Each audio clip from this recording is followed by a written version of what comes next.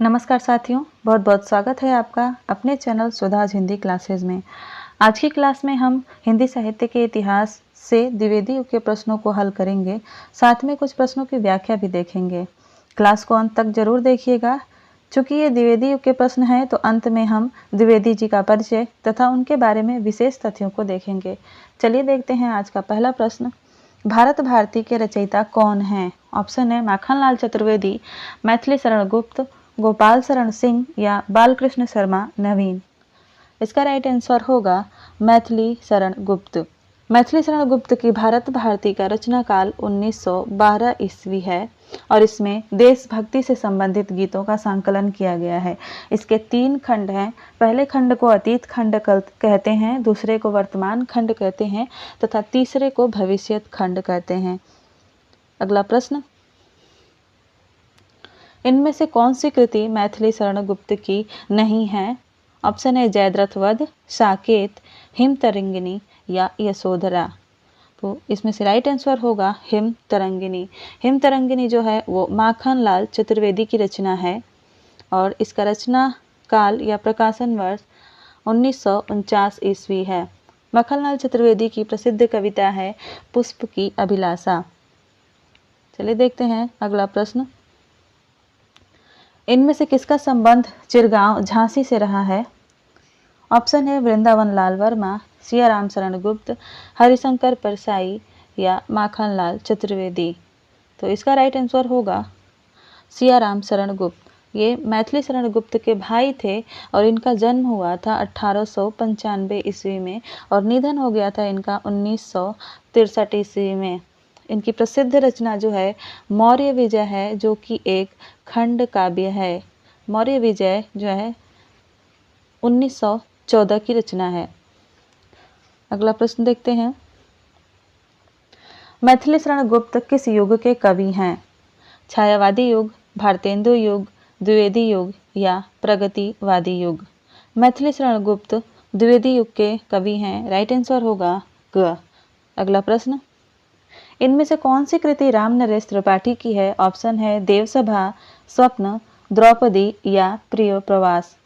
इसमें से रामनरेश त्रिपाठी की जो कृति है वो स्वप्न है। स्वप्न का प्रकाशन वर्ष 1929 ईस्वी है। इनकी अन्य रचनाएं हैं मिलन, पथिक और मानसी। मानसी तो बहुत ही ज़्यादा प्रसिद्ध है और पढ़ने लायक रचना है। रामनरेश त्रिपाठी जो हैं हिंदी में बाल साहित्य के जनक भी माने जाते हैं और इन्होंने वानर पत्रिका का संपादन भी किया था। अगला प्रश्न देखते हैं। जिसको न निज गौरव तथा निज देश का अभिमान है, वह नर नहीं, नर पशु निरा है और मृतक समान है। यह काव्य पंक्तियाँ किस कवि की हैं? ऑप्शन है गया प्रसाद शुक्ल स्नेही, मैथिली शरण गुप्त, बालकृष्ण शर्मा नवीन या माखनलाल चतुर्वेदी। इसका राइट आंसर होगा गया प्रसाद शुक्ल स्नेही। इनका जन्म 1883 ईस्वी में उन्नाव जिले में हुआ था और निधन इनका हो गया था 1972 ईस्वी में।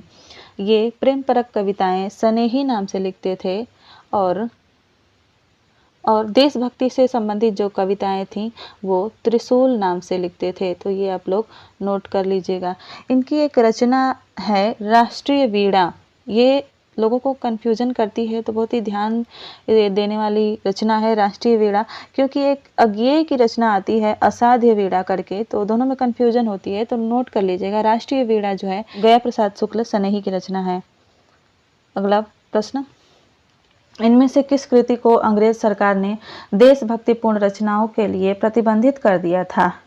स्वदेशी कुंडल, राष्ट्र भारती, भारत भारती या राष्ट्रीय वीणा। तो इसका राइट आंसर होगा भारत भारती। इसको अंग्रेज सरकार ने प्रतिबंधित कर दिया था। अगला प्रश्न है। अबला जीवन है तुम्हारी यही कहानी, आंचल में है दूध और आंखों में पानी। यह पंक्तियाँ किस काव्य से है? साकेत से, यशोधरा से, पंचवटी से या द्वापर से। ये जो पंक्तियाँ हैं ये यशोधरा से हैं। राइट आंसर होगा ख। यशोधरा का प्रकाशन वर्ष 1932 ईस्वी है। अगला प्रश्न, साकेत की रचना का मूल उद्देश्य क्या है? देश प्रेम है या उर्मिला को महत्व देना है या राम कथा का चित्रण है या उक्त सभी है? तो साकेत रचना का उद्देश्य जो है उर्मिला को महत्व देना था। साकेत रचना में 12 सर्ग हैं तथा इसमें से सबसे बड़ा सर्ग 9वां सर्ग है। 9वें और 10वें सर्ग में जो है उर्मिला के विरह का चित्रण मिलता है। अगला प्रश्न, त्याग बिना निष्प्राण प्रेम है, करो प्रेम पर प्राण निछावर। यह पंक्ति किस कवि की है? मैथिली शरण गुप्त, राम नरेश त्रिपाठी, गया प्रसाद शुक्ल स्नेही या माखनलाल चतुर्वेदी। इसका राइट आंसर होगा राम नरेश त्रिपाठी। अगला प्रश्न, हल्दी घाटी नामक काव्य के रचयिता इनमें से कौन है? श्याम नारायण पांडे, राम नरेश त्रिपाठी, मुकुटधर पांडे या श्रीधर पाठक। तो हल्दी घाटी नामक जो रचना है वो श्याम नारायण पांडे की है। राइट आंसर होगा क। श्याम नारायण पांडे का जन्म 1907 ईस्वी में हुआ था। कहाँ हुआ था? डुमरांव मऊ जिले में हुआ था। डुमरांव मऊ जिले में हुआ था और निधन इनका हो गया था 1991 ईस्वी। इन्हें जनता का कवि भी कहा जाता है। हल्दी घाटी का अगर प्रकाशन वर्ष की बात करें तो वो है 1939 ईस्वी, जिसमें 17 सर्ग हैं और ये एक प्रबंधात्मक महाकाव्य है। दोस्तों, आपने ये कविता तो जरूर सुनी होगी कि रणबीर चौकड़ी भर भर के चेतक बन गया निराला था, राणा प्रताप के घोड़े से पड़ गया हवा का पाला था। तो ये जो कविता है ये इन्हीं की है, श्याम नारायण पांडे की ही। अगला प्रश्न देखते हैं, पुष्प की अभिलाषा नामक कविता के रचयिता कौन है? ऑप्शन है बालकृष्ण शर्मा नवीन, माखनलाल चतुर्वेदी, मैथिली शरण गुप्त या गोपाल सिंह नेपाली। इसका राइट आंसर होगा माखनलाल चतुर्वेदी। माखनलाल चतुर्वेदी की एक और रचना इसी से मिलती जुलती है, वो है पर्वत की अभिलाषा। तो आप लोग इसको नोट कर लीजिएगा क्योंकि मिलती जुलती रचनाओं में कन्फ्यूजन बहुत ही ज़्यादा रहती है। अगला प्रश्न देखते हैं, सरस्वती पत्रिका का आरंभ कब हुआ था? सन 1900 ईस्वी में या 1903 ईस्वी में, 1902 ईस्वी में या 1910 ईस्वी में? तो सरस्वती पत्रिका का संपादन सबसे पहले सन 1909 ईस्वी में प्रारंभ हुआ था और जिसके संस्थापक और संपादक दोनों जो हैं वो चिंतामणि घोष थे। चिंतामणि घोष ये इन्होंने इस पत्रिका का संपादन शुरू किया था। उसके बाद सन 1901 ईस्वी में और 1901 से 1902 ईस्वी तक जो है वो श्याम सुंदर दास इसके संपादक रहे थे। जनवरी 1903 ईस्वी से और दिसंबर 1920 ईस्वी तक इस पत्रिका के संपादक महावीर प्रसाद द्विवेदी रहे, जिनके नाम पर इस काल का नाम द्विवेदी युग पड़ा था। वर्तमान की बात करें तो वर्तमान में ये जो पत्रिका है वो त्रैमासिक पत्रिका हो गई है और वर्तमान में इसके संपादक जो हैं देवेंद्र शुक्ल हैं और सहायक संपादक जो हैं अनुपम परिहार हैं। पुनः प्रकाशन इसका 2020 से ही आरंभ हो चुका था। पुनः प्रकाशन इसका 2020 से आरंभ हुआ है, जिसमें ये त्रैमासिक पत्रिका है, यानी 3 महीने में एक बार प्रकाशित होती है। अगला प्रश्न देखते हैं, भारत भारती का प्रकाशन कब हुआ था? ऑप्शन है 1908, 1912, 1910 या 1920। तो भारत भारती का प्रकाशन 1912 ईस्वी में हुआ था। राइट आंसर होगा ख। चलिए बढ़ते हैं अगले प्रश्न की तरफ। इनमें से किस कवि का जीवन काल 1886 से 1964 ईस्वी है? ऑप्शन है मैथिली शरण गुप्त, अयोध्या सिंह उपाध्याय हरिऔध, श्रीधर पाठक या राम नरेश त्रिपाठी। तो मैथिली शरण गुप्त का जन्म 1886 ईस्वी में हुआ था और निधन 1964 ईस्वी में। राइट आंसर होगा क। अगला प्रश्न, खड़ी बोली हिंदी को काव्य की भाषा के रूप में प्रतिष्ठित करने का श्रेय किसे जाता है? श्रीधर पाठक को, मैथिली शरण गुप्त को, महावीर प्रसाद द्विवेदी को या अयोध्या सिंह उपाध्याय को? तो इसका राइट आंसर होगा महावीर प्रसाद द्विवेदी। महावीर प्रसाद द्विवेदी ने ही खड़ी बोली हिंदी को काव्य की भाषा के रूप में प्रतिष्ठित किया था सरस्वती पत्रिका के द्वारा। अगला प्रश्न देखते हैं, किस कवि को एक भारतीय आत्मा उपनाम से जाना जाता है? राम नरेश त्रिपाठी को, बालकृष्ण शर्मा नवीन को, मैथिली शरण गुप्त को या माखनलाल चतुर्वेदी को? तो इसका राइट आंसर होगा घ। माखनलाल चतुर्वेदी को एक भारतीय आत्मा के नाम से जाना जाता है। अगला प्रश्न, स्वदेशी कुंडल नामक काव्य संग्रह करने वाले कवि का क्या नाम है? ऑप्शन है रामचरितोपाध्याय, राय देवी प्रसाद पूर्ण, अयोध्या सिंह उपाध्याय हरिओद या गया प्रसाद शुक्ल सनेही। तो इसका राइट आंसर होगा राय देवी प्रसाद पूर्ण। ये जो रचना है ये 1910 ईस्वी में प्रकाशित हुई थी और ये देशभक्ति परक रचना है। इसमें 52 कुंडलीय छंदों में यह रचना रची गई है। अगला प्रश्न देखते हैं, इनमें से कौन सी रचना अयोध्या सिंह उपाध्याय हरिओद की नहीं है? रस कलश, चुभते चौपदे, मृत्युंजय या प्रिय प्रवास। तो इसका राइट आंसर होगा मृत्युंजय। मृत्युंजय जो है राय देवी प्रसाद पूर्ण की ही रचना है और इसका रचना काल 1904 ईस्वी है। अगला प्रश्न देखते हैं, झांसी की रानी कविता किसकी है? माखनलाल चतुर्वेदी की, बालकृष्ण शर्मा नवीन की, सुभद्रा कुमारी चौहान की या जगन्नाथ प्रसाद की। तो इसका राइट आंसर होगा सुभद्रा कुमारी चौहान की। झांसी की रानी प्रसिद्ध रचना जो है वो सुभद्रा कुमारी चौहान की थी। सुभद्रा कुमारी के जन्म की बात करें तो ये उनका जन्म 1904 ईस्वी में हुआ था और निधन उनका 1948 ईस्वी में हो गया था। ये एक मोटरसाइकिल दुर्घटना में इनकी मृत्यु हुई थी। इनकी पहली कविता नीम थी। इनकी पहली कविता जो थी वो नीम थी और ये जिस स्कूल में पढ़ती थी वहीं पे महादेवी वर्मा भी पढ़ती थी। महादेवी वर्मा का जन्म 1907 ईस्वी में हुआ था और इनका 1904 ईस्वी में हुआ था। अगला प्रश्न देखते हैं, प्रभा और प्रताप नामक पत्रिका का संपादन किस कवि ने किया? सियाराम शरण गुप्त ने, माखनलाल चतुर्वेदी ने, गया प्रसाद शुक्ल सनेही ने या बालकृष्ण शर्मा नवीन ने। तो इसका राइट आंसर होगा बालकृष्ण शर्मा नवीन।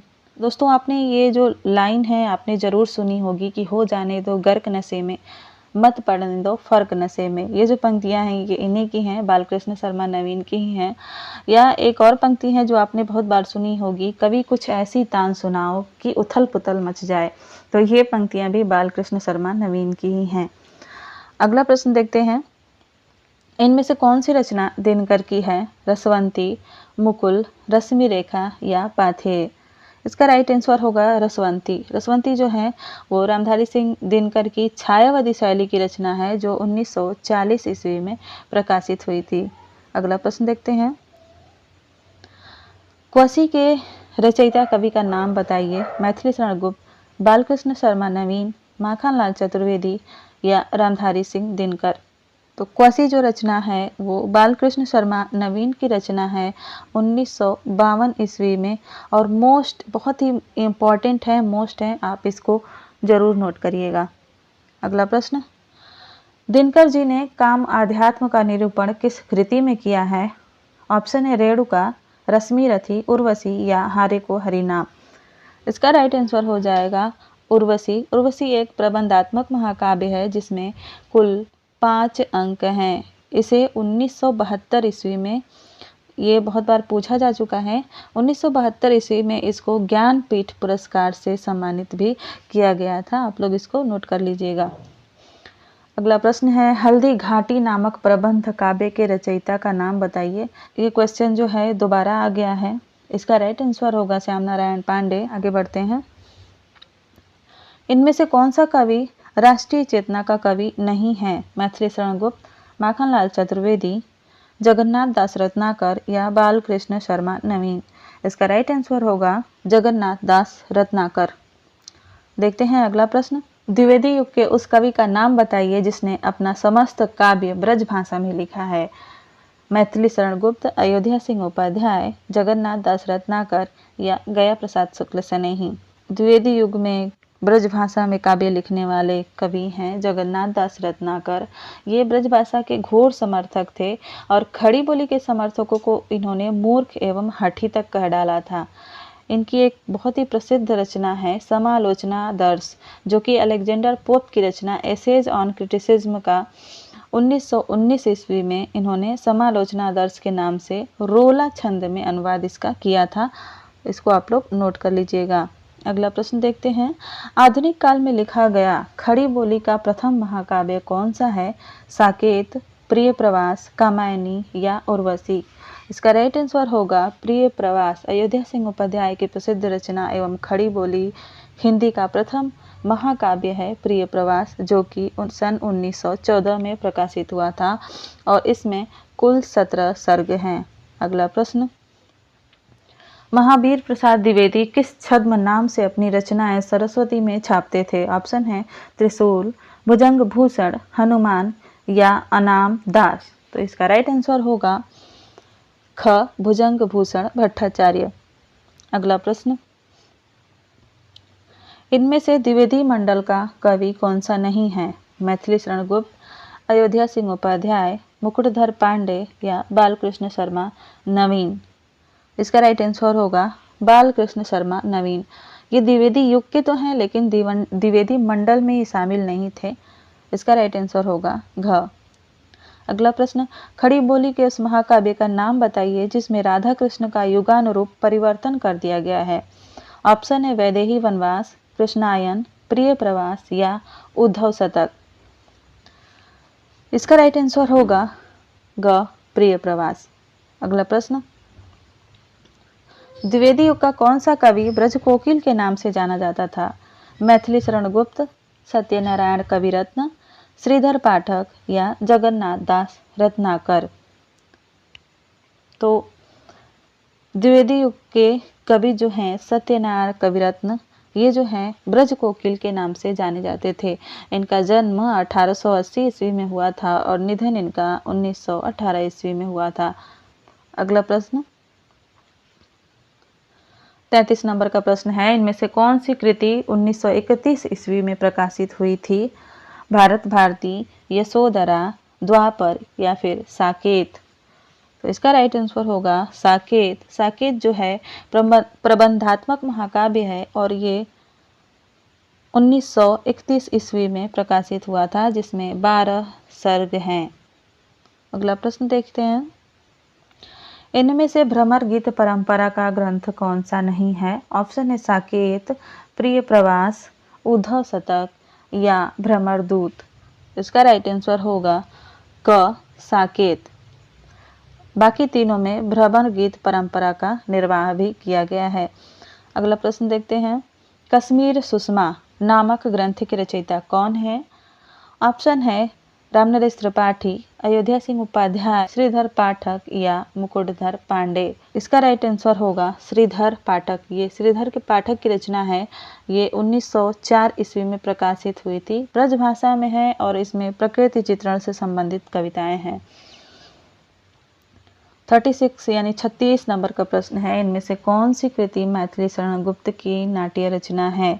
तिलोत्तमा, जयद्रथ वध, चित्रधार या द्वापर। तो इसका राइट आंसर होगा क, तिलोत्तमा। ये महाभारत की कथा से संबंधित है। अगला प्रश्न, हिंदी का कौन सा कवि जकी नाम से उर्दू में कविता लिखता था? जगन्नाथ दास रत्नाकर, गया प्रसाद शुक्ल स्नेही, श्रीधर पाठक या मुकुटधर पांडे। तो इसमें से जगन्नाथ दास रत्नाकर जो हैं ये जकी नाम से, जकी उपनाम से उर्दू में भी लिखा करते थे। राइट आंसर होगा क। दोस्तों, अगर आप इस चैनल पर पहली बार आए हैं और मेरी वीडियोज आपको अच्छी लग रही हैं, हेल्पफुल लग रही हो, तो चैनल को सब्सक्राइब करते हुए जाइएगा। अगला प्रश्न देखते हैं, सुकवि नामक पत्रिका का संपादन इनमें से कौन कवि करता था? देवी प्रसाद पूर्ण, रामचरित उपाध्याय, गया प्रसाद शुक्ल स्नेही या माखनलाल चतुर्वेदी। तो ऐसा करने वाले जो हैं वो हैं गया प्रसाद शुक्ल स्नेही। ये सुकवि नामक पत्रिका का संपादन किया करते थे, संपादक थे। अगला प्रश्न, गया प्रसाद शुक्ल स्नेही जी राष्ट्र प्रेम की कविताएं किस उपनाम से लिखा करते थे? शंकर, त्रिशूल, स्नेही या कोई नहीं। तो इसका राइट आंसर होगा त्रिशूल। और प्रेम परक कविताएं वो स्नेही नाम से लिखते थे। पीछे हम लोग देख चुके हैं। अगला प्रश्न देखिए, अगला और अंतिम प्रश्न है, आचार्य रामचंद्र शुक्ल ने द्विवेदी युग के किस कवि को छायावाद का प्रवर्तक माना है? मुकुटधर पांडे को, लोचन प्रसाद पांडे को, श्रीधर पाठक को या रूप नारायण पांडे को। तो इसका राइट आंसर हो जाएगा मुकुटधर पांडे को। मुकुटधर पांडे को आचार्य रामचंद्र शुक्ल ने छायावाद का प्रवर्तक माना है। इन्होंने यानी मुकुटधर पांडे ने श्री शारदा पत्रिका में सन 1920 ईस्वी में ही छायावाद शब्द का सबसे पहले प्रयोग किया था। तो ये थी आज की क्लास, आशा है आपको अच्छी लगी होगी। क्लास को ख़त्म करने से पहले हम द्विवेदी युग के प्रश्नों को हल कर रहे थे, तो थोड़ा सा हम महावीर प्रसाद द्विवेदी जी के बारे में भी जान लेते हैं। महावीर प्रसाद द्विवेदी, इनका जन्म हुआ था 1864 ईस्वी में रायबरेली में और निधन हो गया था इनका 1938 ईस्वी में। इनके बारे में विशेष तथ्य जरा देख लेते हैं। मिश्र बंधुओं ने इन्हें हिंदी का भारी लेखक कहा है और महावीर प्रसाद द्विवेदी भुजंग भूषण भट्टाचार्य के छद्म नाम से सरस्वती में लेख लिखते थे। 1903 से 1920 ईस्वी तक सरस्वती पत्रिका के संपादक रहे। आरंभ में रेलवे में नौकरी तथा उच्चाधिकारी से अनबन के कारण इन्होंने त्याग पत्र दे दिया था। हिंदी गद्य एवं पद्य की भाषा को इन्होंने परिष्कृत किया। इनकी रचनाओं की संख्या 80 मानी जाती है। शुक्ल ने इनके निबंधों को लेख मात्र कहा है। ये आप लोग ध्यान दीजिएगा, शुक्ल ने इनके निबंधों को लेख मात्र कहा है। महावीर प्रसाद द्विवेदी ने काव्य में सरलता, असलियत और जोश पर बल दिया है। इनमें से भी वे काव्य के लिए सबसे ज्यादा जरूरी तत्व जो है असलियत को मानते थे। आगे बढ़ते हैं। ये नायिका भेद वर्णन के बहुत ही ज्यादा विरोधी थे। इन्होंने ज्ञान राशि के संचित कोश को साहित्य कहा है। ये परिभाषा बार बार एग्जाम में पूछी जाती है, आप लोग इसको नोट कर सकते हैं। आगे देखते हैं, इनकी प्रमुख रचनाएं देखते हैं। सबसे पहले काव्य रचनाएं देखेंगे। काव्य मंजूषा 1903 ईस्वी में है। सुमन 1923 ईस्वी में। देवी स्तुति शतक, द्विवेदी काव्य माला जिसके संपादक देवी दत्त शुक्ल हैं। अबला विलाप और प्रबंध पुष्पांजलि इनकी आलोचनात्मक रचनाएं हैं। हिंदी कालिदास की आलोचना 1901 ईस्वी, कालिदास की निरंकुशता 1911 ईस्वी, प्राचीन पंडित और कवि 1918 ईस्वी, सुकवि संकीर्तन, ये तो बहुत ही ज़्यादा इम्पोर्टेंट हैं, मोस्ट हैं, 1924 ईस्वी, आलोचनांजलि 1928 ईस्वी, लेखांजलि 1928 ईस्वी, साहित्य सीकर 1930 ईस्वी, साहित्यालाप 1929 ईस्वी, समालोचना समुच्चय 1930 ईस्वी और विचार विमर्श 1931 ईस्वी। साथ ही इनकी एक और प्रसिद्ध रचना है संपत्ति शास्त्र 1908 ईस्वी में अर्थशास्त्र से संबंधित रचना है। आजकल के एग्ज़ाम इतने ज़्यादा डीपली होने लगे हैं कि हमें डीपली पढ़ना ही पड़ेगा ताकि बहुत ही ज़्यादा प्रैक्टिस करके हम एग्ज़ाम में सफलता प्राप्त कर सकें। प्रसिद्ध लेख इनके देख लेते हैं। प्रसिद्ध लेख इनका है कवि कर्तव्य 1903 ईस्वी में, कवियों की उर्मिला विषयक उदासीनता 1908 ईस्वी। इसी के बाद जो है मैथिली शरण गुप्त ने साकेत की रचना की थी इस निबंध को पढ़ने के बाद। अगला इनका प्रसिद्ध लेख है क्या हिंदी नाम की कोई भाषा ही नहीं है 1913 ईस्वी में, और उसके बाद इन्होंने लिखा था आर्य समाज का कोप 1914 ईस्वी में। इनकी अनुदित रचनाएं भी देख लेते हैं। बेकन विचार रत्नावली, जॉन बेकन के निबंधों का अनुवाद इन्होंने इस नाम से किया। कुमार संभवसार, शिक्षा 1906 ईस्वी, हर्बर्ट स्पेंसर के निबंधों का इन्होंने अनुवाद किया था। साथ ही इन्होंने स्वाधीनता 1907 ईस्वी में अनुवाद किया था स्टुअर्ट मिल के निबंधों का। विहार वाटिका गीत गोविंद जयदेव का अनुवाद है और विनय विनोद जो है वैराग्य शतक भर्तहरि का अनुवाद है। गंगा लहरी जगन्नाथ दास रत्नाकर की गंगा लहरी का खड़ी बोली में अनुवाद है। तो ये थी आज की क्लास, आशा है आपको पसंद आई होगी। पसंद आई तो वीडियो को लाइक करके बता सकते हैं, कमेंट करके बता सकते हैं, और किसी क्वेश्चन में डाउट है तो आप कमेंट बॉक्स में उसको पूछ सकते हैं। बहुत बहुत धन्यवाद। मिलते हैं द्विवेदी युग के कुछ और प्रश्नों के साथ अगली क्लास में।